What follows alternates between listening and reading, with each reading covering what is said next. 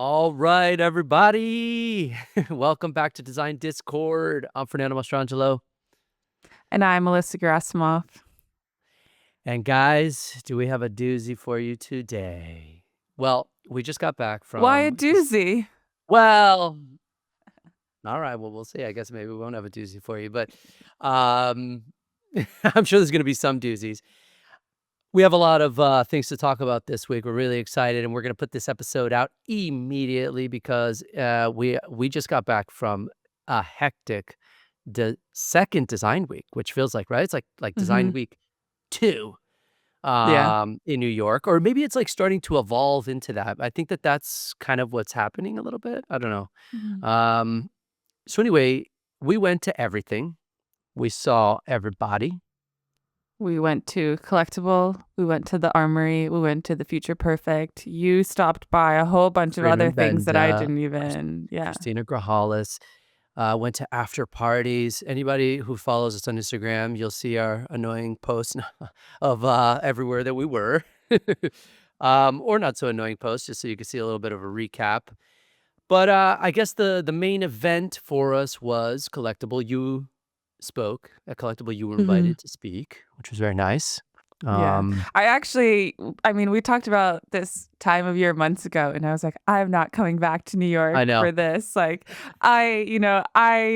whatever. It's also the weekend of my birthday, and I was like, I don't want to be in New York in this context again for my birthday for a second year, but here I am, fresh off the plane. So, dude, you got one little email. Do you want to be on a panel? And you're like, I'm coming to New York. And I was like, okay, right on. Because, like doing a booth is such a big commitment, especially like just in this season that we're in right now with the launch coming up. Like, it wasn't realistic to do a booth, you know, even like they had a few booths open up last minute. And it's just like, in our case, it's not just like packing up our own work, and you have to like rally a group of people, like put together a curation. Like, so I knew that we weren't going to do a booth, but it still felt good to like have some presence there. And thank you to everyone from both of us who recognized us from the pod and oh my God, came to say hi. It was our 15 minutes of fame. It felt like a little bit. It was fun. Although, look,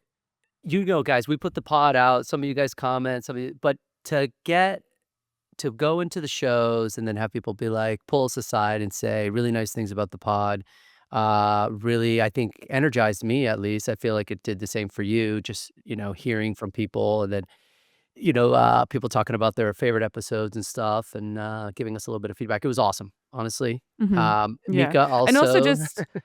loved it. Mika, she was like, because an economist came up and was like, I loved your episode. I really want to know more about that stuff. And so she was like, woo. So that was fun. I also think it's special that, maybe with like how like open and honest we are on the podcast, it felt like I had some conversations where people would be like, this is how I feel about like this thing happening right now, and about their business or about the fair. And like, we don't know the people on the other side, but I guess they feel like they know us, which is kind of it's like a totally new dynamic for me. What happens is, they kind of launch into conversation right away, as if, and it is cool. I think that when you're in people's ears and it's this kind of intimate feeling, you get to know people. But I love that, because I love to just jump in. Let's jump in, and talk about stuff. So that felt really good, guys. And so, to get to the fairs, or to the fair event, some of you may know, some of you may not. I don't know if it's relevant or not, but last year I did participate in Collectible. I will start by saying I decided to not return this year for a couple of reasons. I mean, one, I moved studios to Hudson. That was a massive deal. Putting up, just moving the studio in general. And we moved our entire life. So that was one big consideration. Two, I didn't really, when you go to these fairs, you want to present new stuff. And last year I did 2 fairs. I presented a bunch of work. I just didn't have the bandwidth to put together a whole new collection. But thirdly, I will say I did feel last year that it wasn't the best fit for me or my studio. And that was also part of our decision. And I think this year that really confirmed that for me, and we can talk about this, Alyssa, but it was like, um, let's jump in. I mean, the fair was hosted in a WSA building, a different location than last year, but same vibe. You come Mm-hmm. in, it's a circular, that at least this year they did it on one floor, which I thought worked a bit better. I don't know how you felt Yeah. about that, but yeah, I thought it worked a little bit better. Um, I did notice the booths were smaller this Mm. year. It felt a little more tight. There were some larger spaces last year. Not a lot of repeat vendors or designers from last year, so they got a whole new slew of folks, I feel like. Um, and in terms of the location, I like this location a little bit better, but mostly because of the windows, because you could see the city a little bit Mm. better. But I didn't feel like the venue was not like wow factor. And I'll talk Uh-huh. about Duet, which took over the other space, which I think they did a fantastic job. But anyway, I think it's their vibe that they're going for, this kind of like high-low kind of thing, Yeah. like Well, I yeah. think it's also from my understanding, like uh WSA, it's like there's like opportunities at WSA to rent these kind of in progress floors that they're remodeling. So it kind of has that like the space itself is like a little bit unfinished, like concrete floors, you see through the ceilings, which I do think there is like a cool factor to that for sure. Um, but there is this like just juxtaposition of you're showing these pieces that are incredibly expensive within that environment, which I think can be a challenge. I agree. I mean, I think because okay, normally I love that kind of stuff. Like I would imagine, and this is just to create an exaggerated kind of comparison. It's like if you have like Jeff Koons style work inside Mhm. of a warehousey, kind of dilapidated. Yeah. I think I think Chris Wool, famous artist, did that kind of show where he's showing these like I think it was Chris Wool. These like, he's a huge painter, blah, blah, blah. And then Mm. he had this like completely kind of abandoned looking space. The floor was all jacked up. Mm. And there's something really cool Yeah. about that, right? But I think that part of when that works is when work has room to breathe in those spaces. Mhm. I think that when you compact everything into that kind of space, it doesn't allow the work to feel elevated in that space. Yeah. And that was a little bit of my feeling when I kind of walked into Collectible this year. Before we even jump into the work, Mhm. Julia from Design Release, she wrote Mhm. this article Who will be on that the podcast soon. who will be We on the podcast recorded. soon. Yeah. Yes. And if you haven't read Design Release, you need to go and sign up right now for Design Release because a lot of people in the industry are reading it. And I did notice this week it was on a lot of people's minds. Did you read the Mhm. article? Mhm. Yeah. Yeah. And it In the basically article it yeah, was go ahead. titled "If Everything is Collectible, Nothing Is," or something along those lines. Yeah. Exactly. And I think that Mhm. that's a good basis to kind of start this conversation off because, you know, the article basically, it's like, it's exactly that idea. Like everything is becoming collectible or Mhm. at least we're assigning that label to kind of everything now. And I think that we talked about it offline and it's like because there's probably not a good word for this kind of in between thing that's happening, right? Mhm. And Yeah, so I think so. And then, I mean, I was also the panel that I was asked to speak on was like the topic was pretty specific and it was about a conversation on collecting collectible design. And I brought that up too, this sort of missing syntax, where, we've talked about it like between maybe fine furniture and collectible design. There's this very large space in between that like doesn't have a name. And what was funny is then, we met Oliver Pele, who was on the third or fourth episode of this podcast.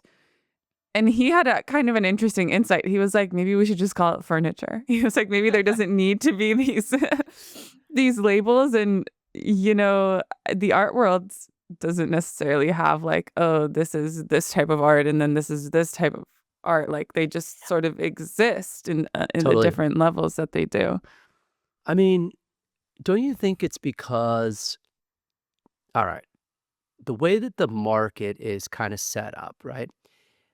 I don't actually think we should call it fine furniture. I think there is fine furniture. I think that there's collectible for sure. I know that side of it. That in-between space that I think we're talking about, and that actually think Collectible Design Fair more focused on was it's kind of like just bespoke furniture. Mhm. It's this kind of space of like, it's not gonna become a product, it's not gonna become a line of furniture. It's like, it's this stuck in between this space of like, you know, open edition, kinda unique, but kind of open. Um, it's not meant to go into production and become like, Blue Dot or that kind of, big company like that. And so I think a lot of designers, it's also because it's like a market thing. Like, how do you build a studio that has, like, how do you become a Herman Miller today or something like that? You know what I mean? Like, you really, it's really, really hard. And I think a lot of designers would like to have a studio where their line is just constantly selling, and that piece just, those pieces people just keep buying them. But that's not Mhm. really where the market is. One, because there's a ton of stuff being made, just a ton of stuff. And, these young studios that are trying to get their start or whatever, they can't really turn it into a production studio. That's Mhm. like really tough to do. So, I mean, I think that there are studios doing that. I don't think that we actually like are in that category of business at all. Like I think that's a right. totally different business to run. And like sometimes um for area I'll get applications and then I'll go on the about page and it's like they do all of their manufacturing. Like they are like more manufacturing furniture in like Latin America or something like that. And it's like there are companies that are doing that and I don't those are not the types of businesses that are like present within our space that we talk about at all. So I do think there's people on Right. that track, Yes. But but we're don't you in feel this like weird some of the people at Collectible almost, that's the business model that they should almost follow, but yet they're trying to launch or trying to show their work at Collectible, which, Mhm. like, I met a few designers there that I went back, did the same thing. I looked at their portfolios, and it's not collectible design. It's not even close to collectible design. It's nice furniture. They're trying to break into, you know, other markets perhaps, and since there's few opportunities out there, they're I'm thinking of one example, I'll bring him up. I think and I know he listens to the pod, so I don't wanna use your as, but yeah, I'm using you as an example because I think you make really beautiful work. Aguirre Design, who I looked into his portfolio, and Mhm. beautiful stuff. I did get to chat with him a bit, with David, and, they're having stuff made in, Colombia, where he's from, and then they're importing and they're selling here in the United States. Really, really beautiful design. Uh, in terms of the collectible market, I understand why his studio would kinda wanna position themselves there, but, you know, those are not, like, limited edition works. They're pieces that they have on a roster that they would like to sell, and I get that.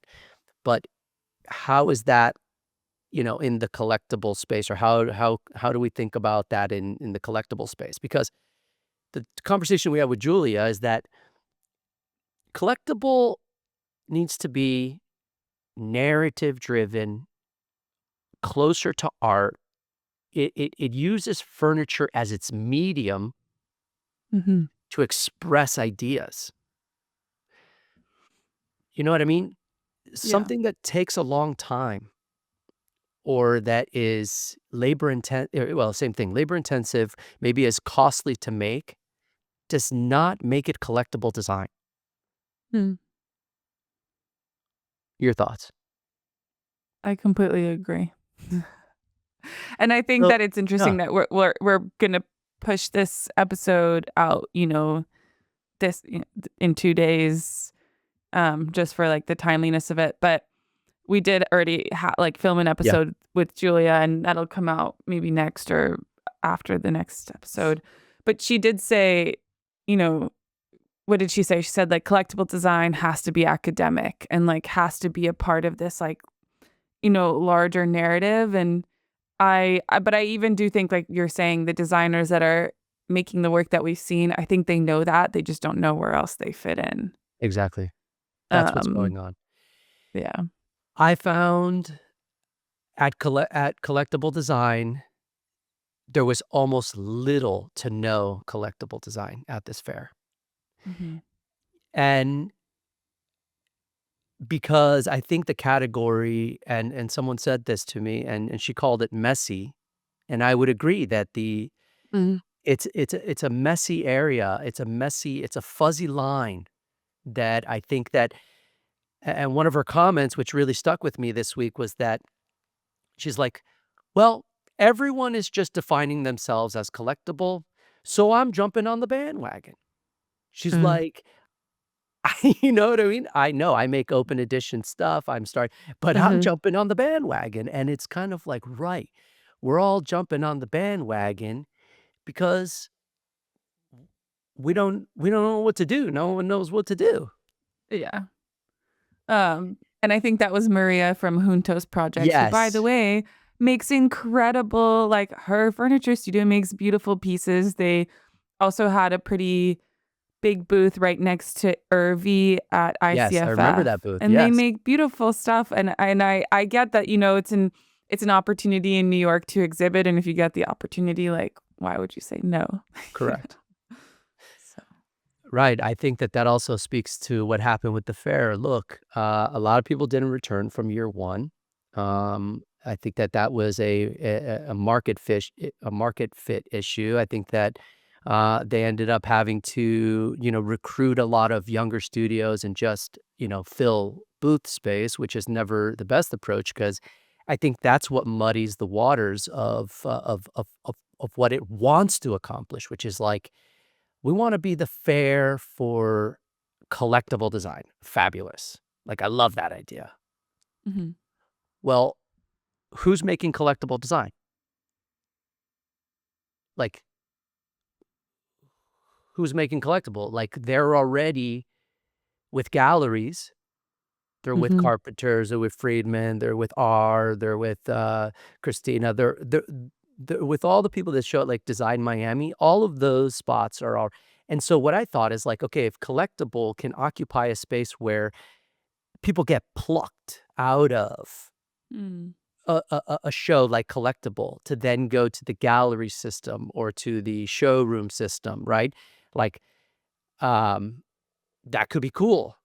I Mm. don't I don't know that that's what's actually happening at that fair. I wonder if this scene, and I don't know this because I just am not as familiar with the kind of like smaller gallery scene in Europe, but I wonder if the collectible design scene in Europe is just different I in think the so. sense that like on the panel that I spoke on, I spoke with this guy, I think his name was Scott, who runs this space in Antwerp called Uppercut.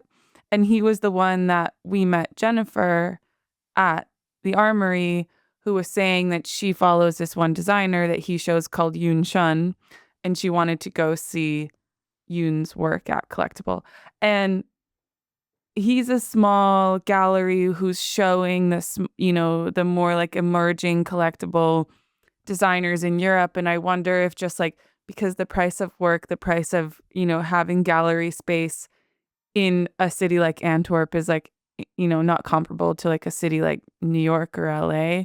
If there's just like more diversity within that market that they can put on this enormous show in Brussels because the collectible design space is just like bigger or different. Like it's, there's more opportunities in that Yeah, I think geography. that's, you see, more opportunity to have like an academic approach to your Mm-hmm. gallery. Yeah, I think that's totally true. So in a funny way, right? Like the European galleries might want to be in the American market because, Mm-hmm.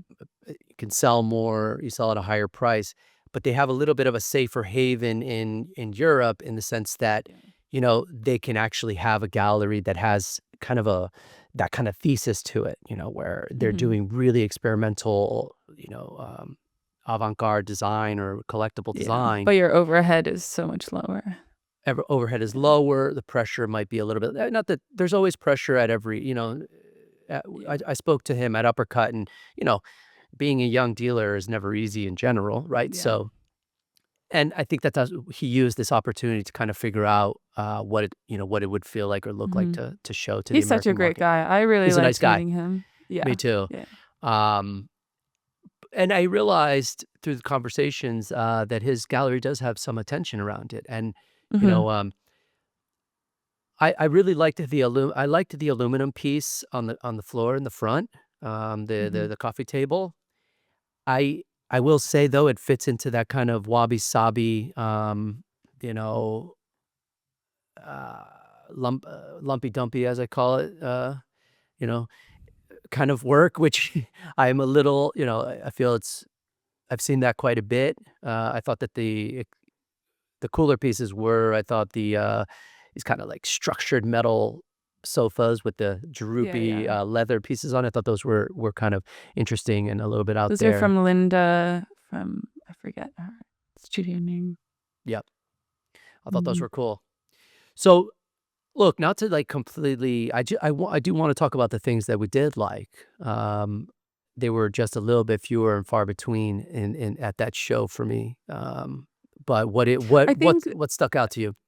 did we talked about this, I think, with Oliver too.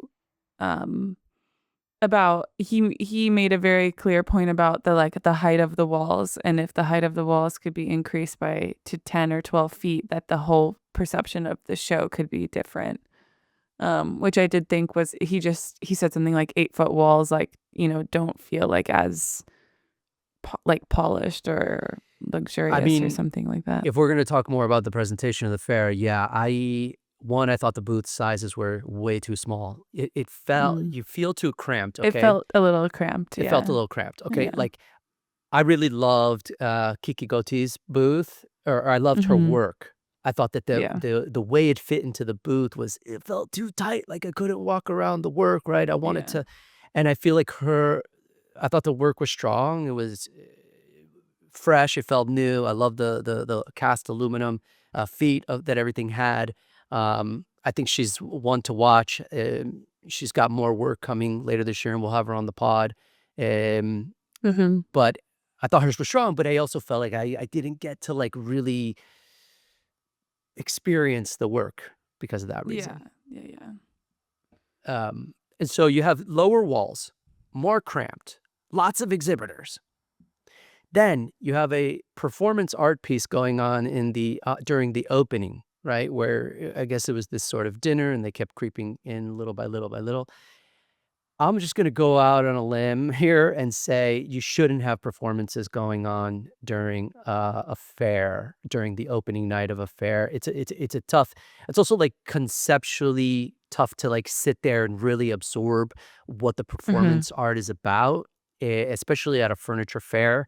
I don't know. Did you watch it? Did you feel that was? I don't know. How I did you feel wish about that? that I wish that it wasn't at the opening. Like, I actually have like a personal interest because I kind of had, went back and forth before this to and from like the food industry. And so I'm actually really interested in this intersection between food and design.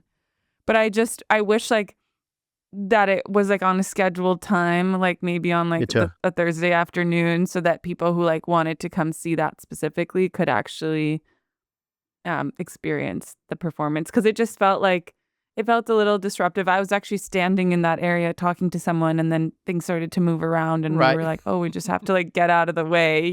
Totally. Um, so Yeah. I mean, also, I get that. Okay, I guess that's part of the academic side that they're trying to kind of bring Yeah. to collectible design, right? It's like, let's bring, um, you know, whatever this kind of conceptual performance art piece that is about, I guess, share dining, eating food, whatever, something, that some kind of a domestic kind of Mhm. idea there. Um, But yeah, I just feel like it's tough every time I've been, and that also just kind of on a personal level, like I don't love performance art. I'm probably gonna get crucified for that, but I don't love performance art. It's okay. I don't know. It's just never been, and maybe it's because I don't understand it that well, And I come of the lineage of like performance art when Vito Acconci and those types of artists were doing it, where it was early on and really experimental. But anyway, so I felt that was a little distracting. And then as you kind of flowed through, um, the part I really liked, and I thought gave space, was Folly. Okay, Hannah Martin's area, um, the show within the show, which was called Folly, and that space felt like, okay, I could like actually spend time with the pieces. It felt Mhm. well curated. I don't know how you felt about that space, but I thought it was, you know, some of the objects spoke to me.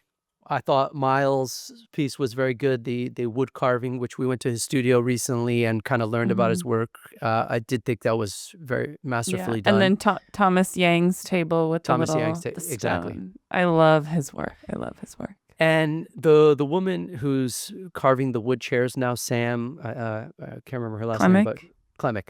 Sorry, Sam Klemick. I've been wanting to see more of her work in person because I think she's gotten a lot of attention on social media and just in general buzz in the industry. And I thought, it was.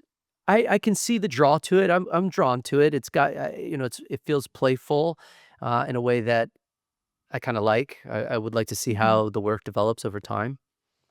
Um, but yeah, those were the 3, and the metal bench, which I'm just naturally attracted to things like that. That's the highly polished silver bench that had the kinda crinkly, Mm. surface and then the flat top. You didn't see it right at the Mm-mm. entrance, right at the center of, so those were some of the more standout pieces. Joesph Algeri, who I just love as a designer in general, he had a jewelry box that he made. It was nice to see his Oh, work, nice. in a completely different format than normal. So, but yeah, as I go through the fair, I think the best in show, and I said this on Instagram, but I think was Rosie Li. Mm. Her work is Would you put Rosie in the category of collectible? no. Yeah. I think she probably has some works that she Yeah. makes that I feel are in the collectible range, but I feel like, and I said that to Rosie wasn't there, so I talked to her assistant or the sales director, whoever was there. Um, it felt out of context. I was Mm. like, this is very, very beautiful high-end work in a fair that, but where does someone like Rosie go show? Is ICFF the place for her? Right, Maybe. maybe. But, that's where the gap in the market is, and it's unfortunately happening to a lot of us, including myself, where it's hard to find a place for someone like Rosie Lee's work. So in that show, it felt very standout. I thought it was just beautiful. I don't know, what do you think Mhm. about her work? Yeah, I love her work. I didn't spend too much time looking at her booth just because, like, I was already familiar with what she does, so I Yeah. felt like wasn't necessarily, like, a name that I needed to remember, like, take her card or anything like Right. that. But I think her work is spectacular. Yeah, But and that's it was one of those moments where, like, I turned the corner and I was like, "Oh, right. like, what is Rosie doing here?" You know? I felt exactly the same way, exactly when Yeah. I turned but I also thought her presentation was very, very nicely done too, It Mhm. felt super elevated, um, but within the context of the show, it was hard to kind of understand. Like, I understand she was trying to reach the market that Collectible kind of, you know, wants to be reaching. The interior designers that you would think, well, these are the interior designers that will come, but I'm not sure that you know. I just think that there is this weird gap that's starting to form, okay, with Mhm. slightly more established studios that want to maybe be in both fields of like collectible stuff, but then high end production stuff, and there's just a gap forming. And I think a lot of people think that this fair would have solved that gap a bit. And before we talked Mhm. about shelter, we thought that that might fit that gap too. Um, Yeah. I just think I'll come back and like say maybe the same thing that I probably have mentioned on one of the podcasts that will come in the future. Is that I just think that it's really, really hard to come in as like a new player in the fair. It seems to me, at least, to come in as a new player in the fair space and just like expect year one that people are going to pay really high fees without knowing, like, because the return is kind of ambiguous. And so I just still wonder like if there's a way to just do like a first iteration of a fair that is just like much lower production mhm. value in order to get like a really high quality of studios together before, asking people to pay 5, 10,000, 15,000, whatever, the fees are to do a production of that level because it's risky. Like you put in, these 5 figures and you have no idea who that fair is like even going to be able to bring to the floor. That's my Yeah, I mean, but I perspective. feel like that goes back to um, if you are if you have decided to start a fair, okay, you Mhm. you probably already need to have a pretty good network going on Yeah, where you can feel like you can approach the higher level galleries or players like Rosie that for already have sure. established, right? And then be able to say, hey, we're going to put on a really high level show. We would love for you to Mhm. participate. These are going to be the fees. And I think that people, right? Yeah, I Yeah, think it's all about it's your reputation for sure. that's Yeah. right. And I think the girls from Collectible, like they're getting their footing here, but they're still a fairly, they don't have the kind of network that I'm sure they have in Europe with Mhm. such an established fair over there. Yeah. Yeah. So I think but I'm gonna say, like, I'm not sure that, they're gonna be able to pull Mhm. the right I kind do of. think maybe like ICFF could be in a position for a revival if they, had the right communication campaign or like rethought a little bit about some of their presentation because they obviously have the pull to a really high volume of interior designers. And I think Mhm. they could be in the position to come in and know that they can charge the fees, know that they can, people respect them, but come in with just like something a little fresh.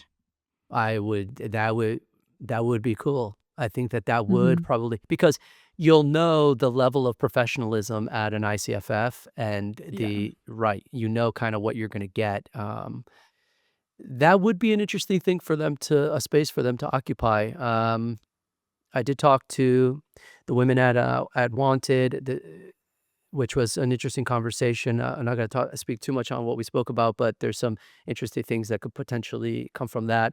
Um, so, you know, I do wanna talk about some of the other pieces, the other Mm. things that I liked because there was such a wild mix of stuff. Like, I Hmm. always love we had, Chris from Dud House on. Dud House had a presentation.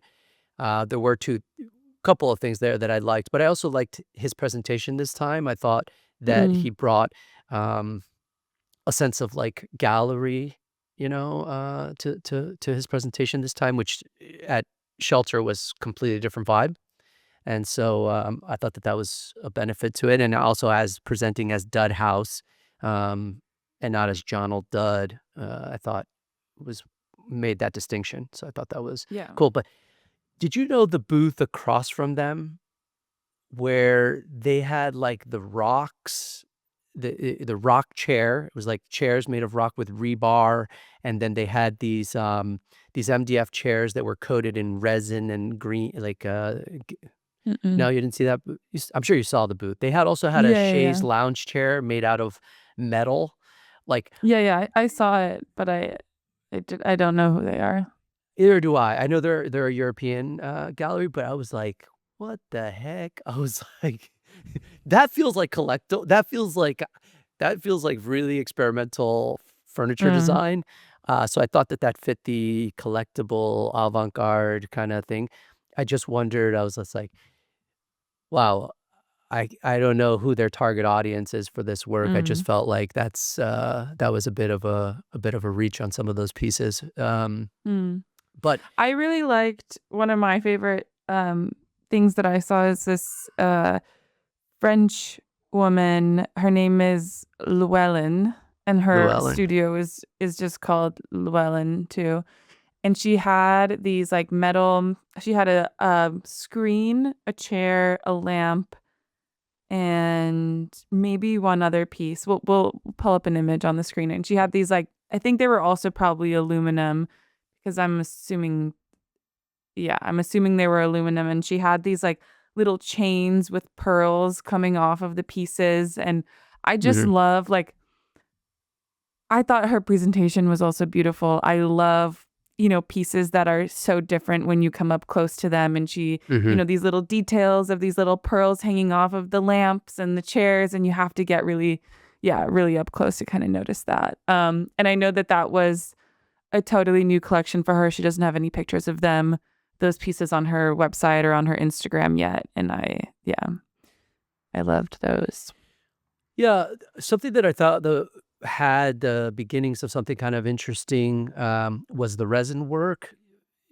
You remember Oh, the yeah, the yeah. the kinda The darker brown Colombian resin chair? They had a piece of lighting, they had a coffee table, um, from Colombia. from Colombia, exactly, Yeah. and the only reason I even was like, I thought that your chair had some interesting things. It's not that I haven't seen things like that before. I feel like that is language that has been, it's a little bit in the wabi-sabi, lumpy dumpy stuff. I thought that though, I like when people are trying to push a material, okay, that's not Um, as common, and resin, although has been out there quite a bit in the last 5 years or so. I did like that they used a polyester resin, which gave it that amber tone. mm, And if you know anything about resins, which not it doesn't really matter. It's that resin behaves a lot differently than other resins, and so, mm, but I did like that. I liked that it was so sculptural, and obviously I'm attracted to that. Um, so I thought that there was something there, the beginning of something interesting starting to form in that work. I was definitely just, like, drawn to it immediately, like, "Oh, okay, like, this is something I wanna pay attention to." hmm. Um And what's interesting is like, if we're talking about like space to breathe, like her booth did not have that many pieces and you could step Exactly, into it. Yeah. exactly. It Hmm. felt more air, and also maybe her position in the fair, she had kind of a corner open, out, Yeah. which I thought was, yeah. I also felt like, Noel, the cement work, it was the stonework, Hmm. Atelier Olin, Victoria Atelier Ollin. Noah. Yeah. I felt I liked I definitely liked the bench. I was most attracted to the bench, but also him and I spoke about the vanity, the piece that was, to the right-hand side of the booth. There was kind of a vanity, kind of a staging area to, put your jewelry, put your shoes, I thought it was I told him this, I was like, "Oh, this is, like, an interesting piece for hospitality. This is something that I feel like a hotel could buy and, Mm, kind of outfit a, really interesting way for someone to kinda, like, get dressed in the morning or just, like, take off your clothes and at night and whatever." Um, so I thought that was, like, kind of interesting thinking, the hmm. way that they were thinking about a piece of furniture or a vanity. I really thought that they were pushing that a bit, and, I did like that, and, the stonework I thought was really well done. I was attracted to stone itself. I think the combination with the polished steel, or which was probably polished steel, something there. I want to see something. There's something there that makes it feel a little production-y, and I thought the raw Mm-hmm. stone itself was more interesting than the metal components. But I think that there's definitely good language there, that something interesting is happening in that Mm-hmm. work as well. So I'd like to see more from their studio in that stone carving thing that they're doing. Yeah. Yeah. What else? Oh, well, I really love Kawabi and Tian from Of the Cloth. I think that work is beautiful. It's striking. I think it appeals to a lot of different kinds of people. And I think, I met Tian last year because our booths were next to each other at Collectible last year. And I think he does a really great job of, like, I guess people use the word like scenography, or, Mhm. arranging space. And yeah, I love Yeah, I really work. like him in general. He's such a sweet Hmm. guy and honest, earnest. I did like that, but so I that work at the Collectible booth, because you had two at Duet. Um, I'm not so drawn to that stuff, and maybe it's because, like, it's paper, right? It's like paper, Mm-hmm. yeah. Because of the long lineage, I think you have one right behind you. You got a little bit of the Noguchi stuff. I think it's territory that we've, been through Yeah, a bit. for sure. I Yeah, don't necessarily think it's something totally you've never seen before, but I think it appeals to a lot of people. And I think they're, absolutely, taking, yeah, absolutely. that's what I would say. No, no, I know. Look, in terms of buying things versus, I think I'm at least where I'm coming from with things is I'm just Mm. looking for new, fresh ideas, like Mm. new materials, new voices, new. Well, I think that's what fairs are there to do, is to kind Mm. of present you with what's on the cutting edge of design right now. And so that's why. So like, am I Yeah. attracted to those objects? Heck yeah. Would I want one in my house? Yes. Like, I'm attracted to a lot of objects that I would want to Mm. almost have or live with, because they're just beautiful. Like the stuff at Aguirre, I think is beautiful. Like, man, I really love these chairs that they didn't have the chairs there, but like, I was like, damn, I want some of this stuff for my house. Mm. Um, but when, in terms of, like, as a critic coming to look at design as in this time period, I have a different kind of approach to it. Yeah. Yeah, totally. Um, you know, uh, classic people that I do love, and also that kind of fit into this, that pieces that I would want to own or buy. Ian Love did a collaboration. Um, I thought those pieces were really beautiful. Hmm. Like, those are really well executed, very livable pieces. I thought they had this fantastic chair. Um, it is language that I feel is out there as well, but well executed and beautifully done, and I would want those kind of things, like, I am attracted to those things. So, Yeah. and one person that I mentioned was also these glass side tables, that I thought were really beautifully done. They almost looked like they were cast around brick, around Mm. and they had this beautiful purplish tone to them, and amber tone, and gold tone. So I posted them on Instagram. They were really nice. We'll show them on here too, maybe. So, um, but again, those were not like cutting edge pieces, but they were rather like pieces that I would buy if I were in the market for things that like that. Um, so yeah, I think people need to start thinking more about what collectible means, and I think that the fair might need to start distinguishing themselves, because it's not collectible. That was a fair of it was a mix. It was a mix of stuff, you know? Mm. We gotta define what collectible means, and unfortunately, I think that Collectible is kind of getting relegated to design galleries. Mm-hmm. Just because, like, I also feel, I wonder if leaning into the word collectible for a vast majority of studios, I wonder if it's actually like doing them a disservice, because I wonder, like, collectible maybe also implies, as Julia said, either it's academic, maybe it also implies like that it's an investment that has a return, which a lot of these pieces do not have Yeah. that. But also then I think it maybe even confuses like your buyer and like who your buyer is and who your target buyer is. Like, I think maybe what I see what's different with collectible design in a gallery is, sure, there are probably some very high-end interior designers sourcing pieces from them. However, I can imagine that they are really like to the 1% of the top 1% of, art collectors, individual people who like have an interest in the design space, versus a lot of the people who I think are showing at Collectible. They do want to work with the trade. They want to work with interior designers that are going to commission custom pieces from them in their language, buy for projects, develop relationships maybe with, a few dozen designers who will help them make their living sustainable, like make them a sustainable living. And I just think that that's like a totally different type of buyer to approach.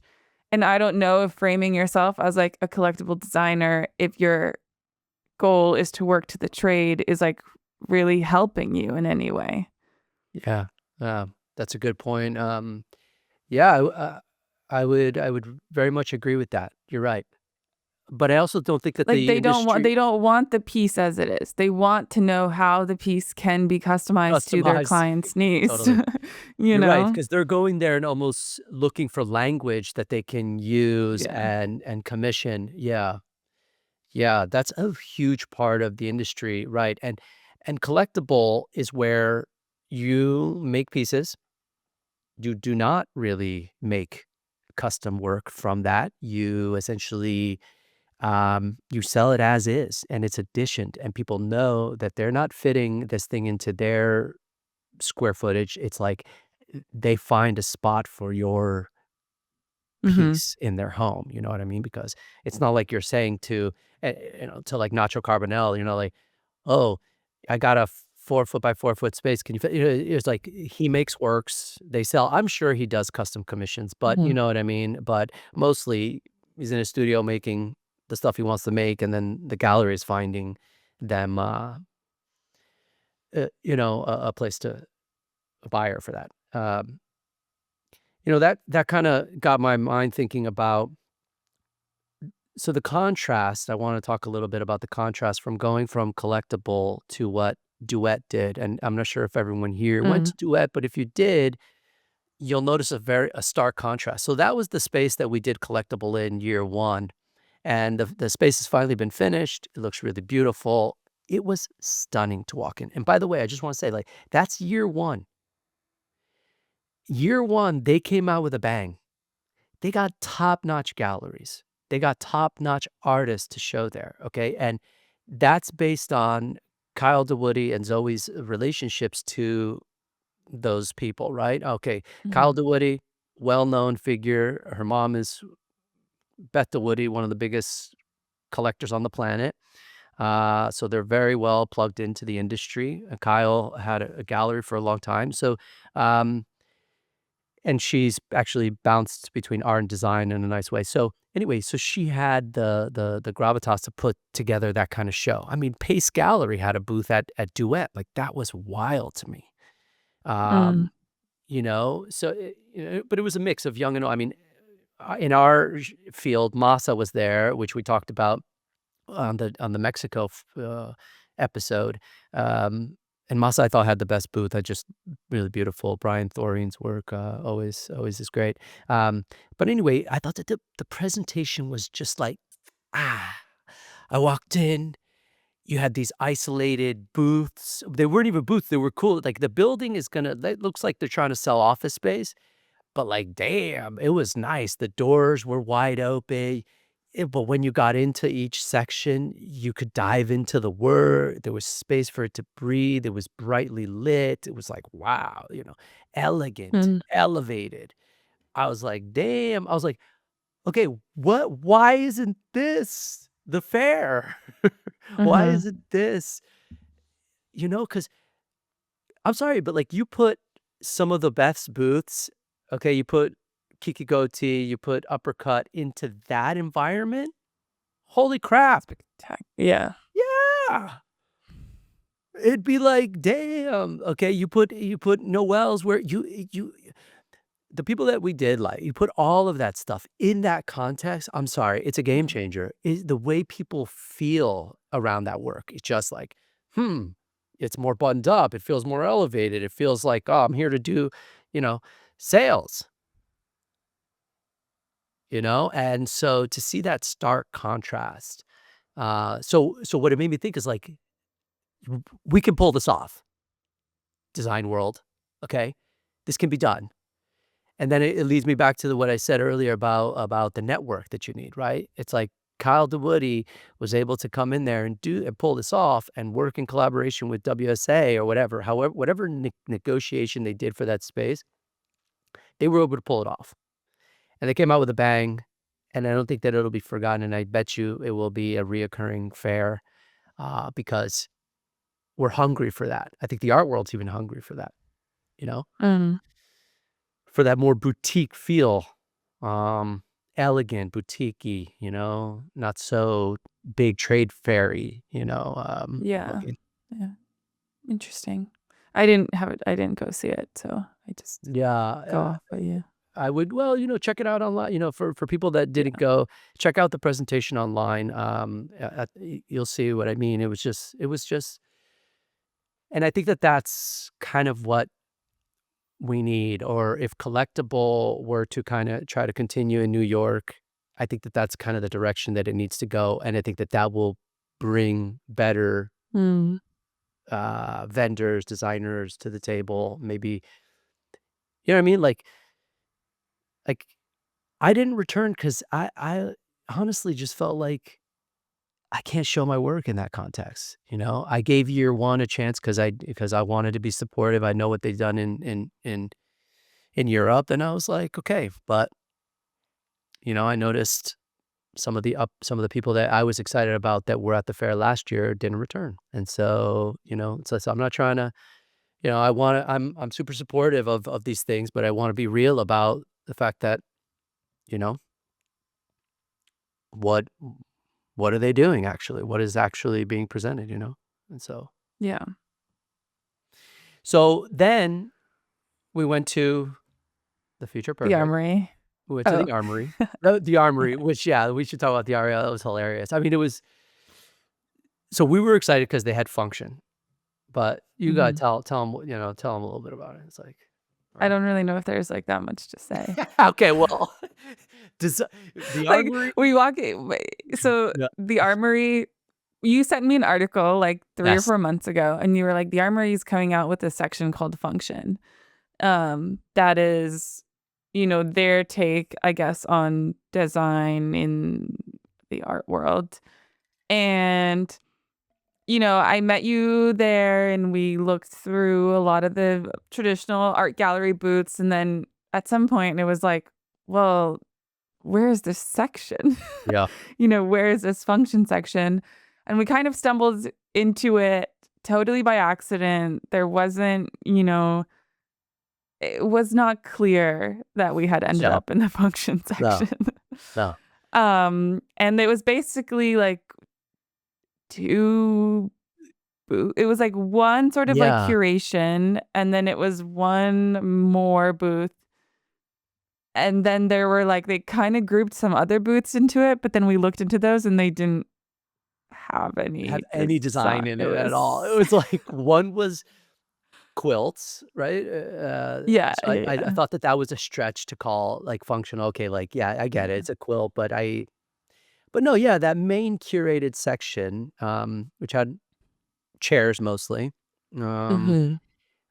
I was like, wow, this is so far out of what, like, in the design world, that wouldn't even have a place in the design world. You know what I mean? Yeah. Um, i- so But it was a stretch. it was a stretch. It was kind of a, actually, it makes me realize like that. Well, what was the real intention, right? Does the Armory presenting functional art or whatever they're alluding to, design, does that mean that there's buzz in furniture that they want to, like, is it becoming a relevant topic in the art world where they wanted to highlight it? That's what I was excited about, right? Somebody sent me the article. I was like, "Oh, yes, this could be interesting." Like, if they start to kind of open up the doors for functional art, if you wanna call it that, um, into the Armory, fantastic. But Um, then you get there, and that's not what that was about at all.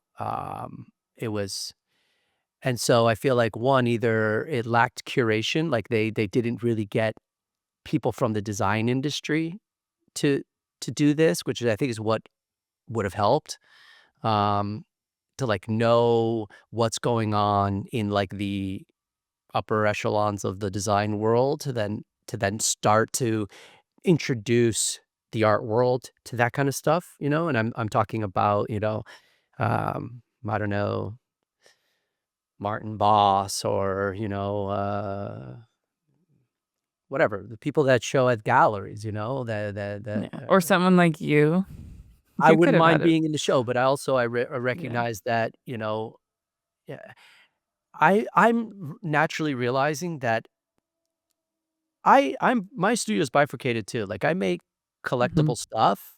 I have, okay, but then I also make very, very, like, custom, production furniture. Like, I actually Hmm. set up the business that way so that I could vacillate between the 2. So I get to stretch my artistic muscle, but I also can make money with things that sell on a more regular basis, right?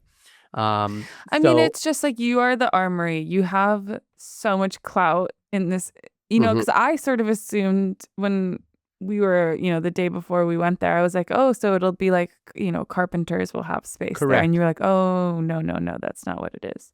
And so, I mean, it almost sort of made sense to just like bring in like one gallery like that and just, Totally. I No, don't know. I more than agree, and honestly, or just ask, like, Mark Benda to do it, to be like, "Hey, curate this section for us," you know? Yeah. Um, Start allowing art collectors to dip their toes. I guess that's what Design Miami does, and so maybe, so I'm not really sure what their intention was with this functional area. I don't know that it'll carry on. It just, piqued my interest in the sense that, oh, okay, maybe, like, functional art is starting to kinda have some room in the art world, But yeah, but it but it wasn't like there was one piece that was like two sides of an Eames chair like flat on the floor. Did you see that? yeah. Like it was like a disassembled Eames chair, and it's like that's not a. Yeah, I exactly. don't know what that is.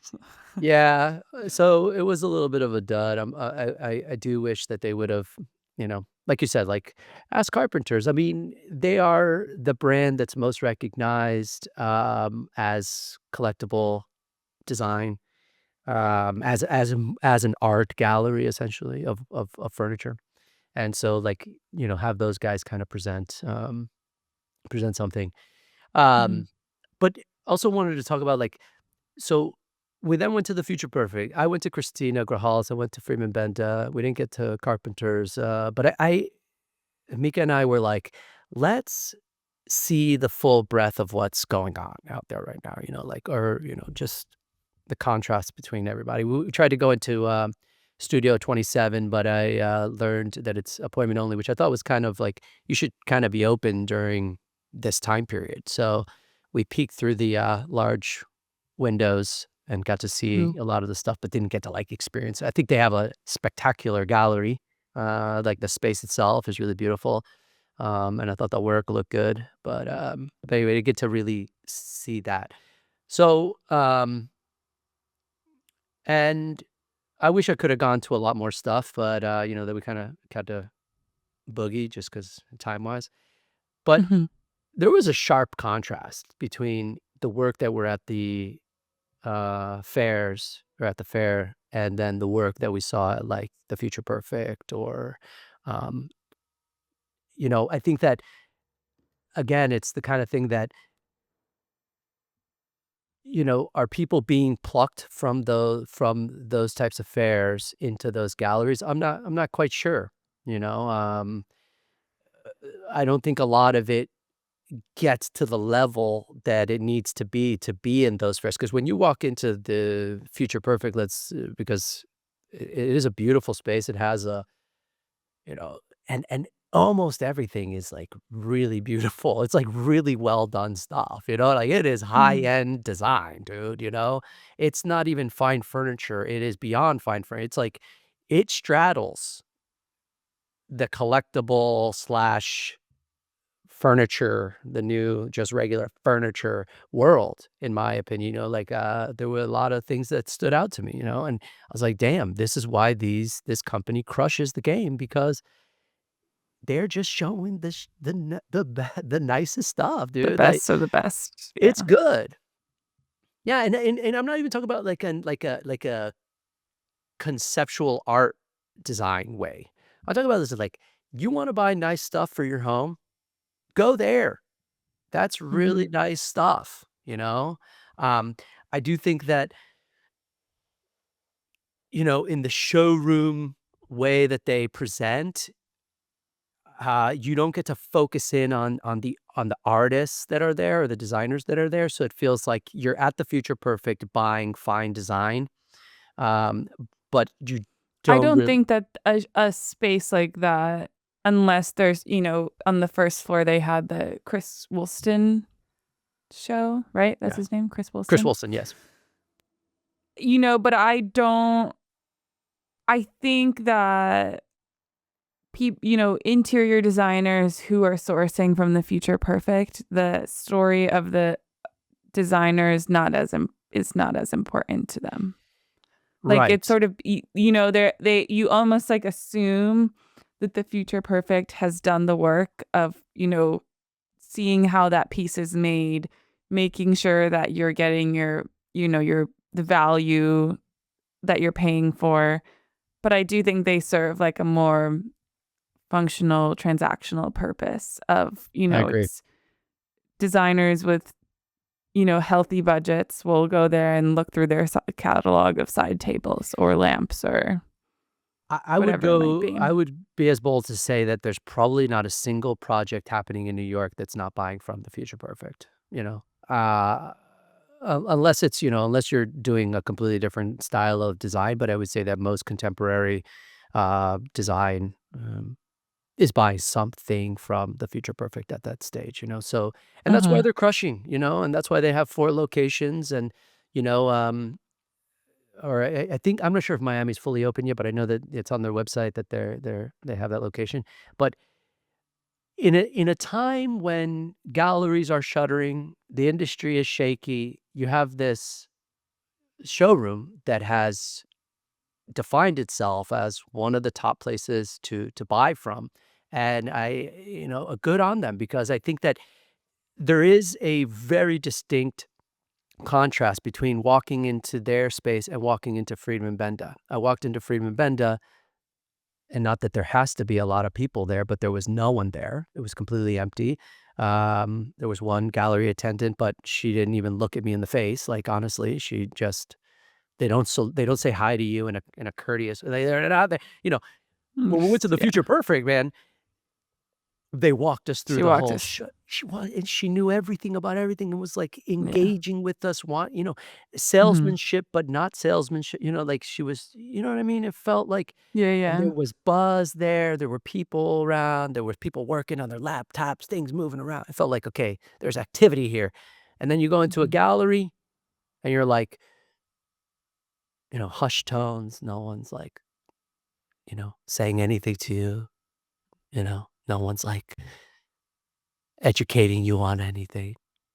Do I not look like a buyer? Maybe I don't.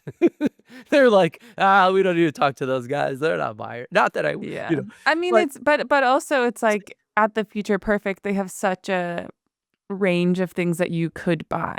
You have those one-of-a-kind collectible pieces, but then they have, ceramic vases and lamps glasswork, and bunch little of, yeah, glass cups and clocks. And yes, so it's like they also might not necessarily know, like you could be walking in there and I don't know, like I can't say with confidence, like, what the lowest price piece they had there, but I'm sure you could walk out with something that's like a few $100s.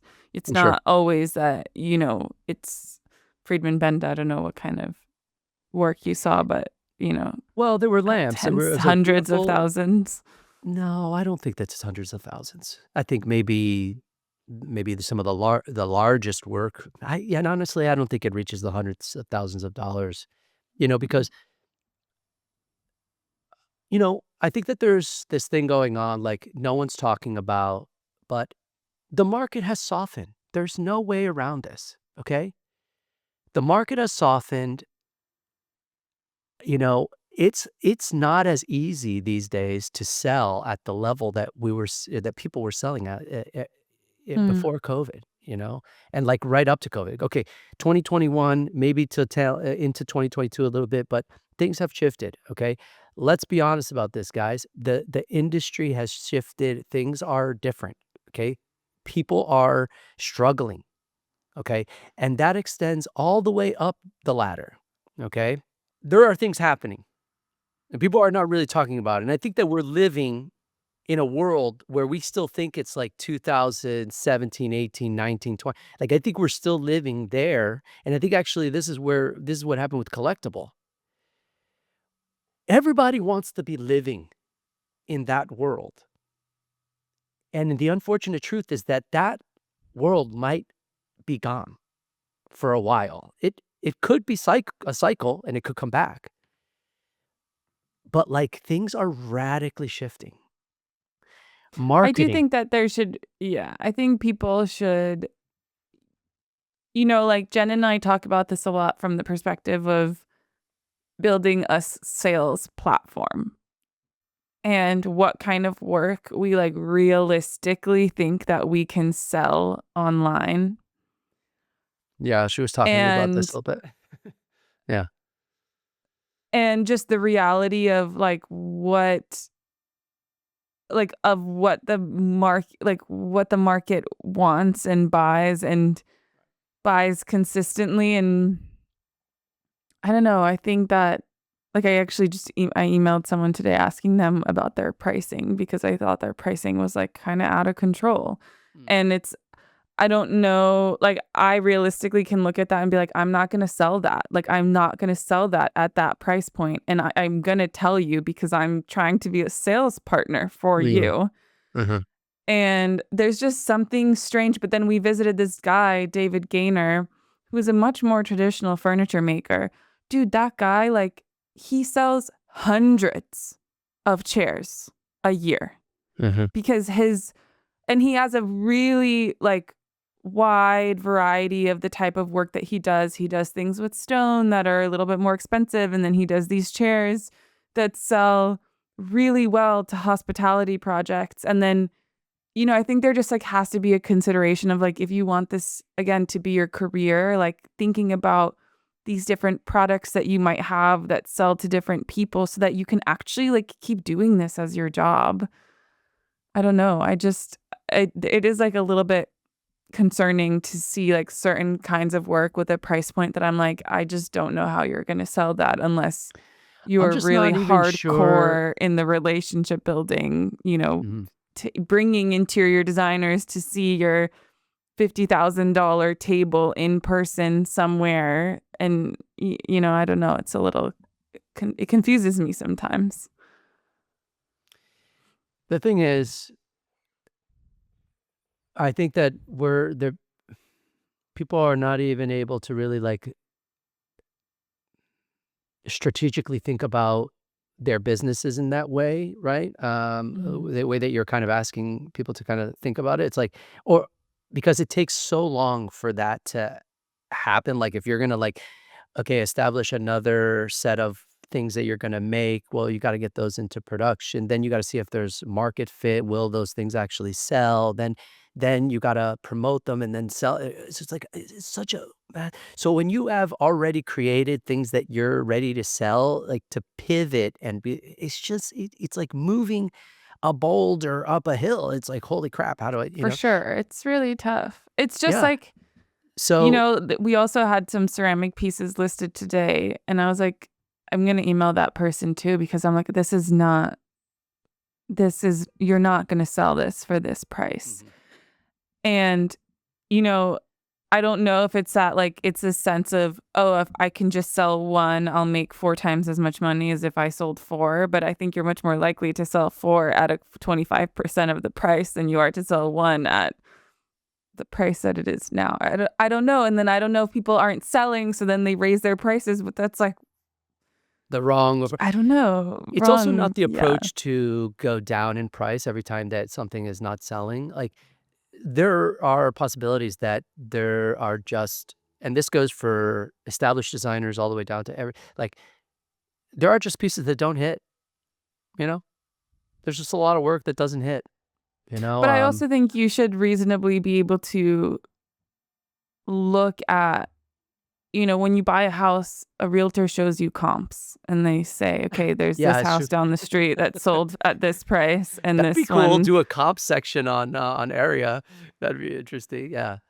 Comparables. For sure. And like, I think that is like something that Jen and I like want to be able to do one day. So just like offer a little bit more guidance on that, and to be able to say, okay, like, this level of like establishment of studio, is able to roughly sells this work in this price range. Right.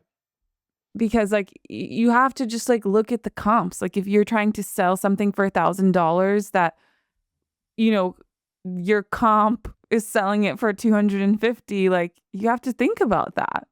And if your process like doesn't allow you to sell that at that price point, like then maybe you need to reevaluate your process. Like there's something really confusing about seeing a really intricate, like in this case, I'm talking about a vase. And I know this one studio that makes beautiful, intricate ceramic vases, selling them at the same price as this other piece that I genuinely think you could make in 30 minutes, and if that is really confusing to see those two things side by side. Right. What happens is, the audience sees that and thinks, well, okay, am I missing something about their career, about their trajectory? There's got to be something that merits that higher price point. But then, but also does the craft reach the level? You got to ask a lot of questions there. You're asking a lot of your audience to be like, oh, okay, like you just should honor my high prices because of, I don't know, because I've just declared that I'm in the collectible. You know what I mean? No, it doesn't work. The thing is, I don't feel like area is going to suffer too much in this case, because in stuff like this, because it's like area democratizes a lot of stuff. It's like, listen, everyone at Collectible can be on area, right? Everyone that was at that fair, a lot of people, maybe not everybody, but a lot of people, right? That is your target audience in a lot of ways. And honestly, like area helps clean it up and make it look more professional for their work. You know what I mean? And so, because it's a digital marketplace, so it doesn't have like, booths and low walls and bad lighting and or what, it's right. And so you can have, if people want to think that they're collectible, they can be on area.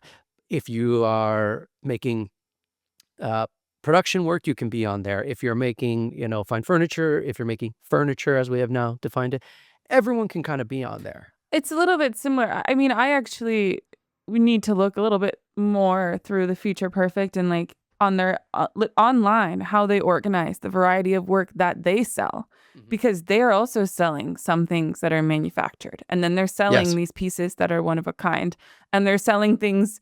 I don't know what Chris Wilson's pieces go for, but let's say like even that ceramic table from Florist Wubin is like $40,000. But I also know they sell things for $100, at least online. And so it's like, how do you create this space that like communicates all of that clearly and separates it. And like, we have some ideas for how to do it on area, but it's still like, maybe that's also something that to a fair, like, could be brought into a physical space, into a fair where, I mean, even how ICFF like separates their wanted section, I think there's a lot of that really helps clarify things in people's mind. And if you had like the established, and then you had emerging collectible, and then you had really like bespoke, fine furniture, whatever, and then the curated, so help identify things and be like, oh, emerging contemporary, established collectible, you know, whatever. Totally. Each section. Because when you walk through the Armory or you walk through the Frieze, you know, when you're walking through an art fair like the Frieze, you have just Frieze. I don't know. You have the the Frieze. You're anyway. I'm just okay. It's just Frieze. But you have, you know, like, you have these galleries that are selling artists like Rachel White-Reed, and you ask about the price of a piece, and it's like $200,000 for like a tiny little piece. But all those galleries are bunched together at that same price point. And then all the emerging galleries where pieces are $20,000 for a big painting are also all together. And so you have this, you know, and they're not all mixed together side by side. 1,000. It seems obvious to do that. Well, you know what? It seems obvious now because that's the confusion that's happening in the market because there's not as many fairs that you know, help distinguish each category the way they used to. Yeah. If there was going to be one monster fair that did it all, that could be ICFF. You're right that would be a fantastic way. But it also means like, hey, when you submit your work, you got to submit the prices that you're selling at so we can understand the market that you're trying to, you know, we need to understand what market these people want to be in and then help drive the traffic that they want to those sections and say, oh, you're interested in this? Boom. You know, and then also the ego. Even I was actually surprised that Jennifer, I mean, I don't really talk to I don't know that many people who run art galleries, particularly ones that can, like, you know, afford booth space at a place like the Armory. But, you know, that you as an emerging gallery have to submit exactly what you're going to show. Yes. I didn't know that. Yeah. And I almost feel like way ahead of time, as the person who is, you as the person who is curating the fair or deciding which booths are next to each other, like, you should know in advance what they're trying to show in order to improve your visitors' experience, you know? Are you saying that Collectible didn't do that? Or no, they don't do that. You don't have to tell them what you're showing. I did last year. I didn't have to tell. I just showed them. I don't. Yeah. I mean, I was just like. But you don't have to, like. From my understanding, it was like, if you want, as an emerging gallery, you want to have a booth at the Armory, you have to submit your whole proposal. Oh yes, well in advance. The pieces, the scale, everything is dictated. Yes. Yeah, I mean, I did that for Aspen last year, and I did that for. I guess I just showed Collectible what I wanted to show. But I don't know that we did a rendering for the booth. You're right. I don't know. You're right. But that's a deeper level of, but that's because the Armory, Frieze, those fairs, they really want to protect their, you know, the way that they're perceived, you know. But by the way, there was no major, the majors were not at the Armory. Okay. You didn't have the Gagosians, remember? I don't think Zwerner was there. Like some of the majors weren't there. So, yeah. So there's, so. But I think there's a way that, a fair can attract, like, let's say, hypothetically, if it was ICFF, like, the person who's in theory curating that show of, like, curating the section of, like, independent studios, they should know the difference between a Pele and, you know, a young studio. Like, it's 1,000%. There's just different, you know, different clout, different, you know, understanding of the industry, things like that. But I think they could do it if they wanted I think also part of the reason that we gripe so much or talk so much about fairs, we've talked a lot about it on the pod, a lot with people, is because they're absolutely necessary. We're realizing they are necessary. Okay. Everyone talks about the changing algorithms of Instagram, and that's very real and that's very true. And I think everyone's felt that. It's harder to get your work at that.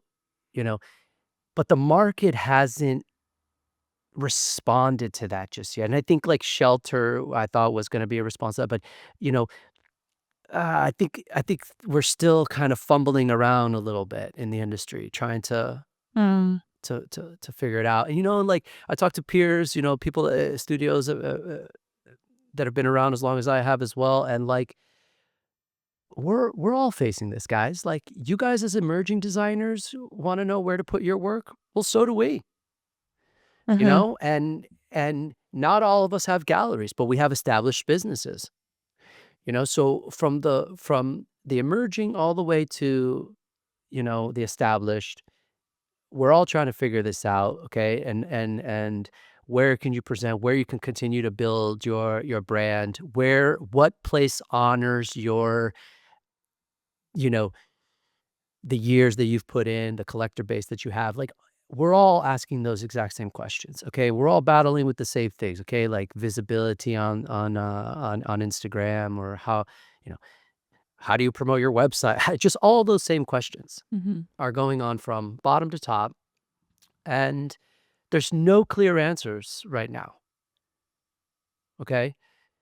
And I think people are swinging and trying things, and some things, hopefully some things will start to emerge, and I've said this before, like I wish I had the money to start a fair. I would love to do it, just because, not that my fair would be the best, but I would try really hard to address these things, that's all. I would just try to address these very things, and I would love to see a fair attempt to do that in a wholehearted, honest way that is about, you want to serve the people that you're showing. Mm-hmm. Service them. Don't just be a real estate company. And I feel like, yeah, we took some where, a lot of this will be talked a little bit about with Julia as well, which maybe we should have published that one before, but so, there wasn't a lot of collectible at Collectible. That's my tagline for this episode. And but it doesn't mean that there wasn't some good work. And but I think we need to clear the waters that are muddy. I think everyone can kind of agree with that. If you don't agree, let us know. I mean, would love to hear your thoughts on what you saw. Yeah, leave some comments and let's keep the conversation going. Yeah, let's keep it going. I mean, there's still a lot. I feel like there's still a lot more to talk about, and we can. We haven't done this type of episode in a while where it's just me and you going on about stuff. But so I feel like we should end here. Yeah. Leave a comment on this topic. Tell us what you think. Send this episode to a friend and subscribe if you're not. Listen, subscribe. We love hearing from you guys in person. That was really, really nice. It encourages us to keep the pod going. We have some amazing guests coming up, guys. Mm-hmm. A fabulous interior designer, Julia, who we've now promoted several times here. Design Release. If you don't read Design Release, go subscribe to it. They have a small fee, a yearly fee. I think it's super worth it. Yeah. PR. I can't wait for that episode to come out. Thing is, guys, we wish we could publish these every week, but it's really tough. So we're sticking to the 2-week thing, which delays some of these episodes. But we also booked someone for November that I'm psyched about. I can't wait to have him on. Who will have a lot to say probably about the fairs and the statistics and the very technical. Very technical. Conversation on the market. I'm going to be like so prepared for that one. I'm going to like have tons of questions. Like I just want to be prepared because he's kind of a big deal. Yeah. And so anyways, guys, thanks for listening to another episode of Design Discord. Like, comment, subscribe, and we'll till next time. We'll see you in the halls of collectible design and fine furniture and bespoke and production. Okay. We have too Let's many wrap it up. All right, sorry. We're out of here. Okay. Bye. Bye.